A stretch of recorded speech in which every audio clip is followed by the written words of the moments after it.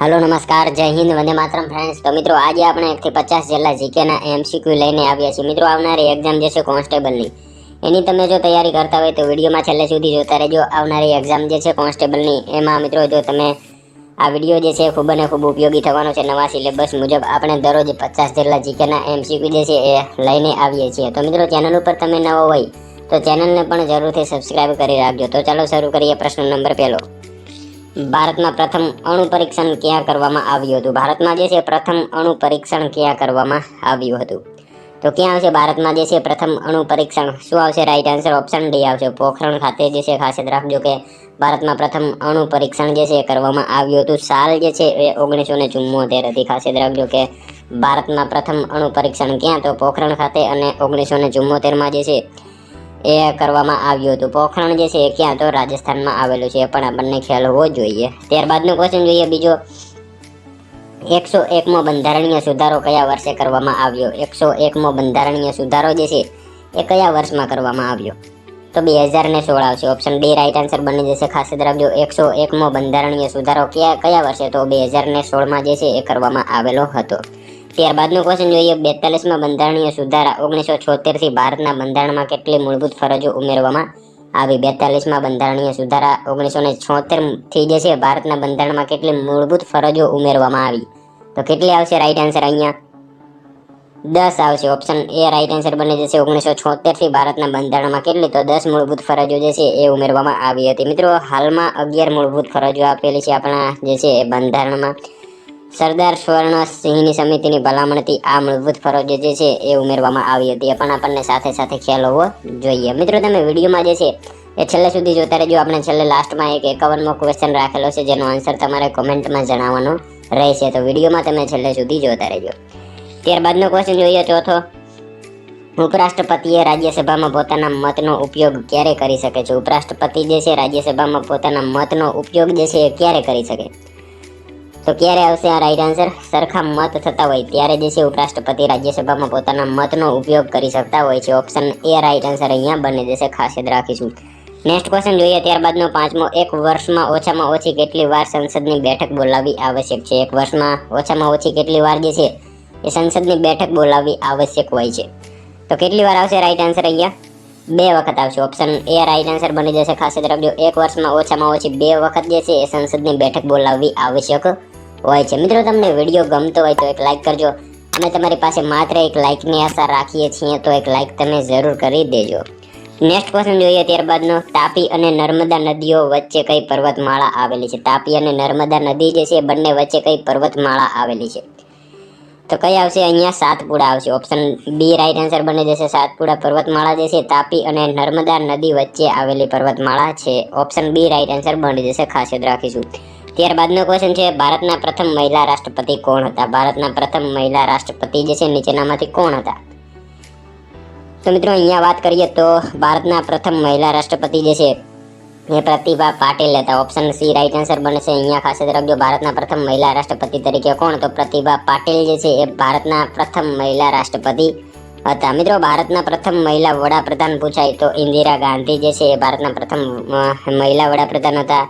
આનંદીબેન પટેલ જે છે એ મિત્રો ગુજરાતના જે છે પ્રથમ મહિલા મુખ્યમંત્રી હતા। અને મીરા કુમાર જે છે એ મિત્રો એમની વાત કરીએ તો એ મીરા કુમાર લોકસભાના અધ્યક્ષ રહી ગયેલા છે। આ બધી જે છે એ આપણને માહિતી ખ્યાલ હોવી જોઈએ।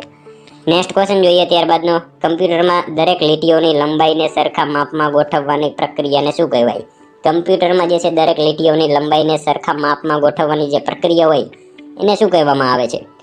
તો એને શું આવશે? રાઈટ આન્સર અહીંયા જસ્ટિફિકેશન કહેવામાં આવશે। ઓપ્શન બી રાઈટ આન્સર બનશે। કમ્પ્યુટરમાં દરેક લીટીઓની લંબાઈને સરખા માપમાં જે ગોઠવવાની પ્રક્રિયા હોય એને શું? તો જસ્ટિફિકેશન કહેવામાં આવે છે। ત્યારબાદનો ક્વેશ્ચન છે નવમો, ગિરનારનું પૌરાણિક નામ જણાવો। ગિરનારનું પૌરાણિક નામ જે છે એ શું છે? તો શું આવશે અહીંયા? ગિરનારનું પૌરાણિક નામ જે છે ઉજ્જૈન પર્વત એ થશે। ઓપ્શન બી રાઈટ આન્સર અહીંયા બની જશે। ત્યારબાદનો ક્વેશ્ચન છે, ગુજરાત સરકારે કૃષિ મહોત્સવની શરૂઆત કયા વર્ષથી કરેલી છે? ગુજરાત સરકારે કૃષિ મહોત્સવની શરૂઆત જે છે એ કયા વર્ષથી કરેલી છે? તો 2005 થી આવશે। ઓપ્શન બી રાઈટ આન્સર બની જશે। ખાસ યાદ રાખજો ગુજરાત સરકારે કૃષિ મહોત્સવની શરૂઆત કયા વર્ષથી? તો 2005ના વર્ષથી જે છે એ કરેલી છે. ત્યારબાદનો ક્વેશ્ચન જોઈએ, ગુજરાતનું ઊંઝા પછીનું બીજા નંબરનું કૃષિ વેપાર મથક કયું છે? ગુજરાતનું ઊંઝા પછીનું બીજા નંબરનું કૃષિ વેપાર મથક જે છે એ નીચેનામાંથી કયું છે? તો મિત્રો દાહોદ આવશે. અહીંયા ઓપ્શન સી રાઈટ આન્સર બને જશે. ગુજરાતનું ઊંઝા પછીનું જે છે બીજા નંબરનું કૃષિ વેપાર મથક જે છે એ દાહોદ છે. ત્યારબાદનો ક્વેશ્ચન જોઈએ, 12મો, પાટણ કઈ નદીના કિનારે આવેલું છે? મિત્રો આ સાવીજી ક્વેશ્ચન છે. પાટણ જે છે એ કઈ નદી આવશે?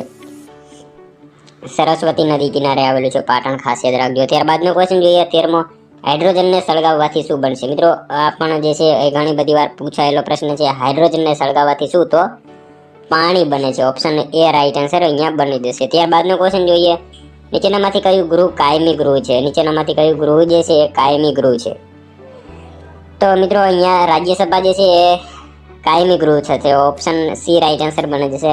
કાયમી ગૃહ જે છે એ રાજ્યસભા છે. ત્યારબાદનો ક્વેશ્ચન જોઈએ, કઈ સંત પ્રણાલી માનેર માનુષના ખ્યાલ પર ભાર મૂકે છે? કઈ સંત પ્રણાલી જે છે એ માનેર માનુષના ખ્યાલ ઉપર ભાર મૂકે છે?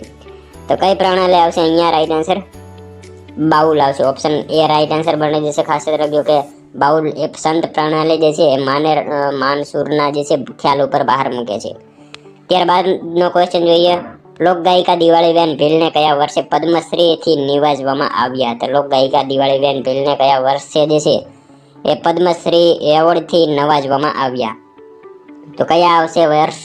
1990 આવશે. ઓપ્શન એ રાઈટ આન્સર બની જશે. લોકગાયિકા દિવાળીબેન ભીલને જે છે 1990માં પદ્મશ્રી એવોર્ડથી નવાજવામાં આવ્યા હતા. મિત્રો અહીંયા જે છે દિવાળીબેન ભીલ એમના ઉપરથી આપણને ખ્યાલ હોવો જોઈએ કે વિશ્વ આદિવાસી દિવસ ક્યારે મનાવવામાં આવે છે? તો શું આવશે? 9 ઓગસ્ટ આવશે. વિશ્વ આદિવાસી દિવસ તરીકે 9 ઓગસ્ટના રોજ મનાવવામાં આવે છે. ત્યારબાદનો ક્વેશ્ચન જોઈએ, MS વર્ડમાં ફોન્ટ અને ફોન્ટ સાઇઝ બદલવા માટે કયા ટૂલ બારનો ઉપયોગ કરવામાં આવે છે? MS વર્ડમાં ફોન્ટ અને ફોન્ટ સાઇઝ બદલવા માટે જે છે કયા ટૂલ બારનો ઉપયોગ કરવામાં આવે છે? તો કયું આવશે? ફોર્મેટિંગ ટૂલ બાર આવશે. અહીંયા ઓપ્શન બી રાઈટ આન્સર બની જશે. MS વર્ડમાં જે છે ફોન્ટ અને ફોન્ટ સાઇઝ બદલવા જે છે એ ફોર્મેટિંગ ટૂલ બારનો ઉપયોગ કરવામાં આવે છે. ખાસ યાદ રાખીશું. ત્યારબાદનો ક્વેશ્ચન જોઈએ, મૂછાળી માં કોનું તખલ્લુસ છે? મૂછાળી માં એ નીચેનામાંથી જે છે કોનું તખલ્લુસ છે?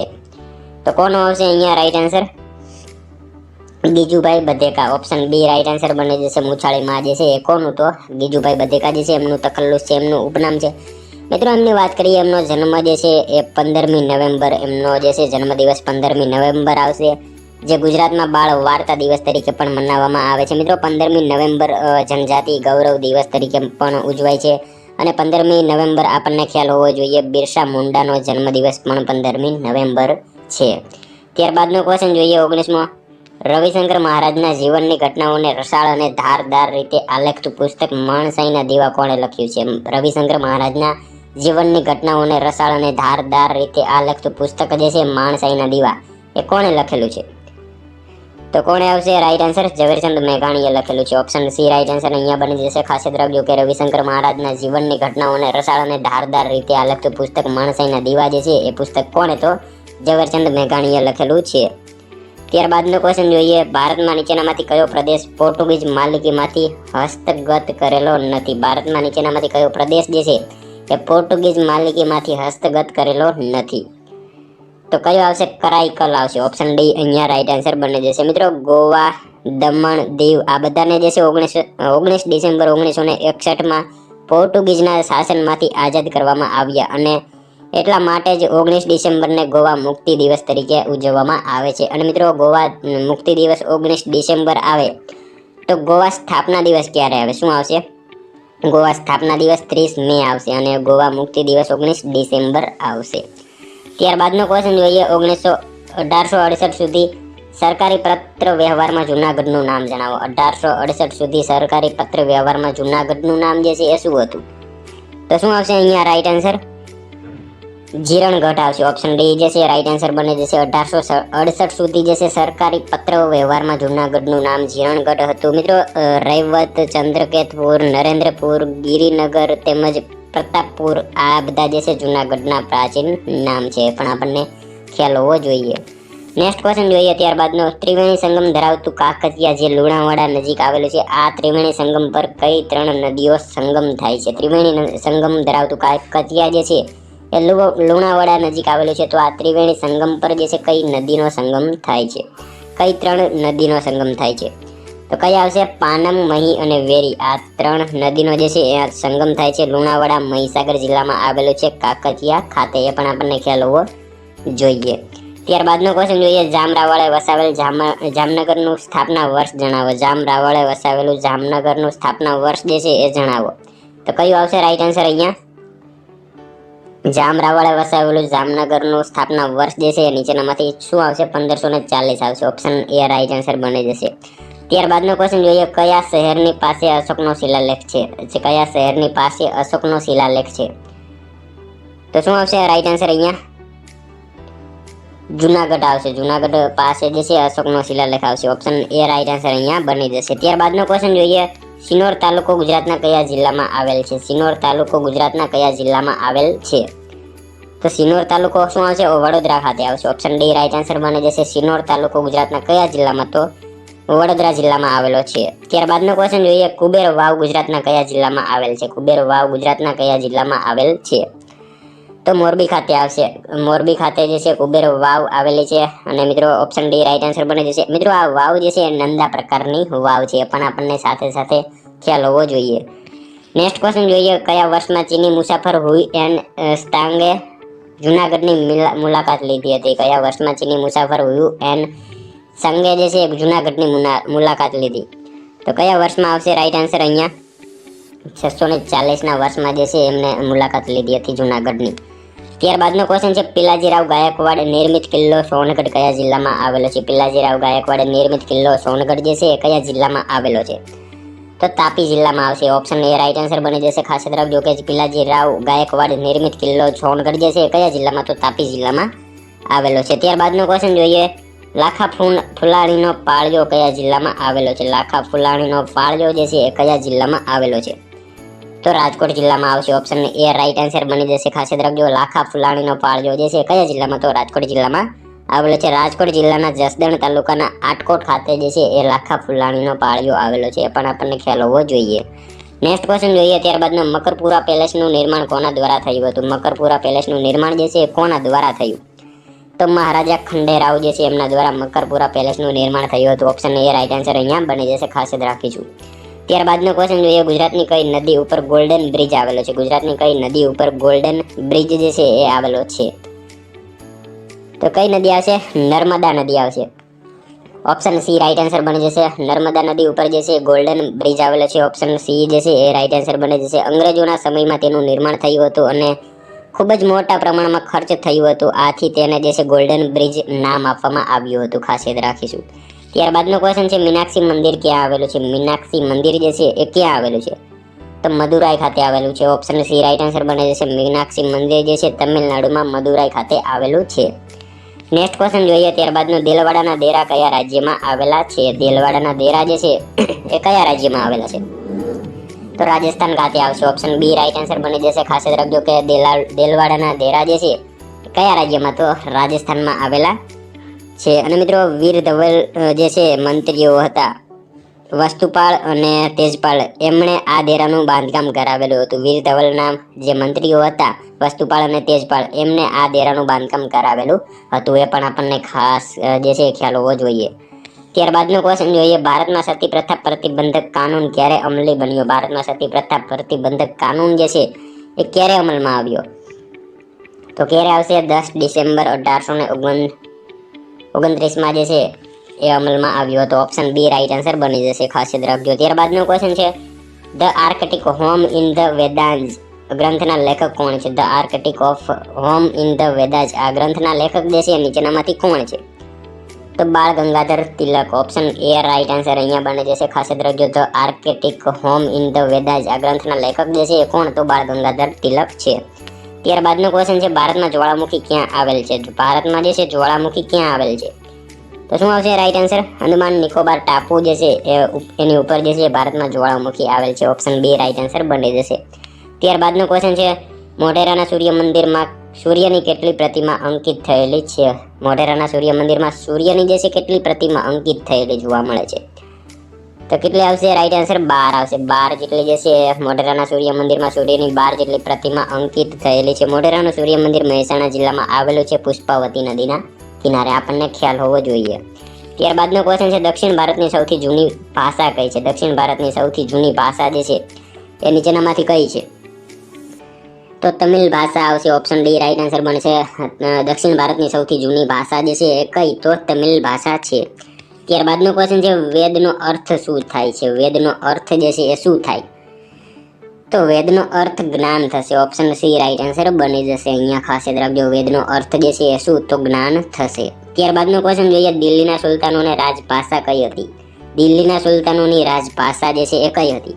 તો ફારસી આવશે. ફારસી જે છે એ દિલ્હીના સુલતાનોની રાજભાષા હતી. ત્યારબાદનો ક્વેશ્ચન છે ગુજરાત રાજ્યનું ઉદ્ઘાટન કોના હસ્તે કરવામાં આવ્યું હતું? ગુજરાત રાજ્યનું ઉદ્ઘાટન જે છે એ કોના હસ્તે કરવામાં આવ્યું હતું? તો રવિશંકર મહારાજના હસ્તે આવશે, ઓપ્શન ડી રાઈટ આન્સર બની જશે. ખાસ યાદ રાખજો, ગુજરાતના રાજ્યનું ઉદ્ઘાટન જે છે કોના હસ્તે? તો રવિશંકર મહારાજ જે છે એમના હસ્તે કરવામાં આવ્યું હતું. ત્યારબાદનો ક્વેશ્ચન જોઈએ 42મો કયા મહારાજાએ ભાવનગરમાં સ્વતંત્ર રાજતંત્રની સ્થાપના કરી હતી? કયા મહારાજાએ ભાવનગરમાં સ્વતંત્ર રાજ્યતંત્રની જે છે એ સ્થાપના કરી હતી? તો કૃષ્ણકુમાર સિંહજી જે છે એમણે કરી હતી ભાવનગરમાં જે છે સ્વતંત્ર રાજતંત્રની સ્થાપના. નેક્સ્ટ ક્વેશ્ચન જોઈએ ત્યારબાદનો નીચેનામાંથી કયો તાલુકો સાબરકાંઠા જિલ્લાનો નથી? નીચેનામાંથી કયો તાલુકો જે છે એ સાબરકાંઠા જિલ્લાનો નથી? તો મિત્રો દાંતા જે છે અહીંયા આપેલા ઓપ્શન એમાંથી દાંતા તાલુકો જે છે એ સાબરકાંઠા જિલ્લાનો નથી. એ તાલુકો જે છે બનાસકાંઠા જિલ્લાનો છે, આપણને ખ્યાલ હોવો જોઈએ. ત્યારબાદનો ક્વેશ્ચન જોઈએ કચ્છમાં આવેલો બન્ની વિસ્તાર શેના માટે જાણીતો છે? કચ્છમાં આવેલો બન્ની વિસ્તાર જે છે એ શેના માટે જાણીતો છે? તો ઊંચા ઘાસ માટે આવશે. ઊંચા ઘાસ માટે આ બન્ની વિસ્તાર જે છે કચ્છમાં આવેલો એ જાણીતો છે. મિત્રો બન્ની ઘાસના ભૂંગા બનાવવામાં આવે છે અને ભૂંગા એટલે કે આ ઘાસના બનાવેલા વિશિષ્ટ પ્રકારના ઘર, એને ભૂંગા કહેવામાં આવે છે. ત્યારબાદનો ક્વેશ્ચન જોઈએ કંઠીનું મેદાન અને વાગડનું મેદાન કયા જિલ્લામાં આવેલ છે? કંઠીનું મેદાન અને વાગડનું મેદાન આ જે છે કયા જિલ્લામાં આવેલ છે?